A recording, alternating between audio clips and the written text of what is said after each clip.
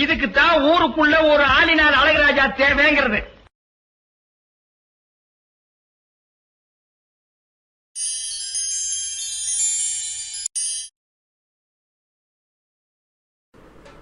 Hello friends, welcome to my channel. This is all in all Adityan here.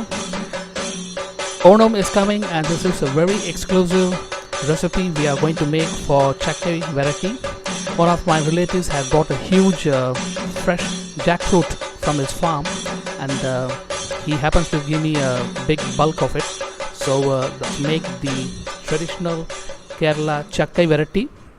Now this is basically a jackfruit jam, and what we are going to do is we are going to cook the jackfruit, and then we are going to turn it into a pulp, and then we are going to slowly cook it and add about just a bit equal amount of jaggery, and we are going to reduce it and make it into a jam. Now this Chakkai Varatti can be kept for more than a year if it is properly stored, and you can make exciting dishes like Chakkai Prathemen. You can make yellayade, you can even spread it on your chapatis and bread or whatever. You can make even stuffed idli with that.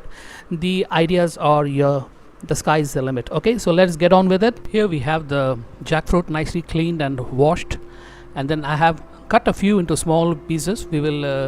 I will tell you what to do with them later.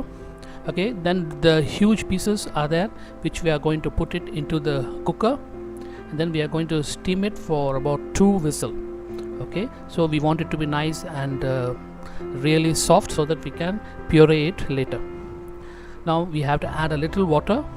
Okay, even though the jackfruits looks soft to eat, they do take a long time to cook, so using it in a cooker is an easier way. Usually they chop it up and put it up into a wurli, and then they cook it over a slow flame, but all those going to take a very long time.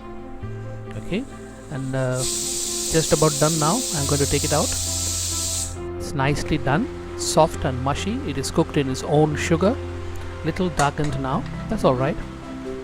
Now we are going to cool it off in a white plate so that it will be easier to put it into a food processor. Almost we are going to not make it full smooth puree of it, just add some hot oil, ghee there, and then I am putting in the chopped jackfruits. Now this is going to give a nice texture, and we have to fry it for about saute it for about 5 to 10 minutes. I want them to become soft as well, and they do take a little time. This is the pureed one. Now the jaggery is about a little less than the puree. Quantity of puree to jaggery is a little less than the puree. Since I'll be using it just within a day or two, I'm not adding too much jaggery. I'm just making the jaggery to melt in. Now you can see the pieces are almost done. Just added in the puree. We are going to cook it. Now I am using my standard wok. I don't have a wurli. Usually it is done in a very hard bottom wurli. The jaggery is ready. There is no string consistency or anything. We just want the jaggery to melt off nicely. Okay, with as much little water as required. We are going to add in the jaggery syrup into this. We have to keep stirring it. Actually it will not sit at the bottom, but there is one more problem in making this. I will tell you about it in a while. Now that the jaggery syrup is nicely added, and then we are going to blend it.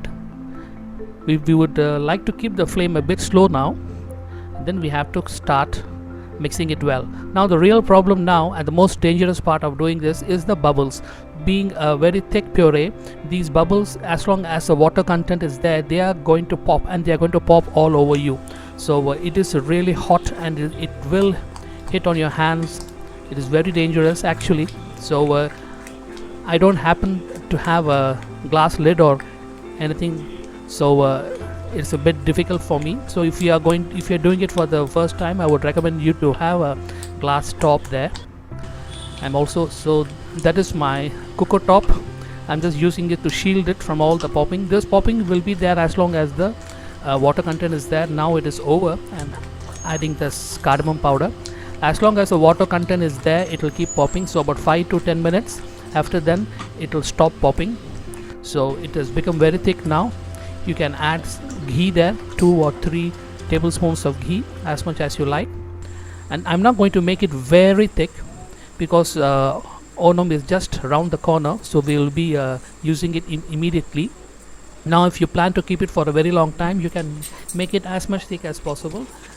So see how it is now. It has become very thick and like a halwa. You can see it is leaving the sides of the hadai. So this is generally ready now. That's about it. See, you can cook it further if you feel like, but this should do. Okay.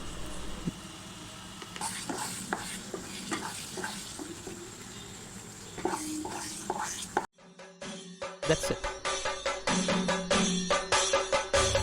Okay, so thanks for watching. See you soon. Bye.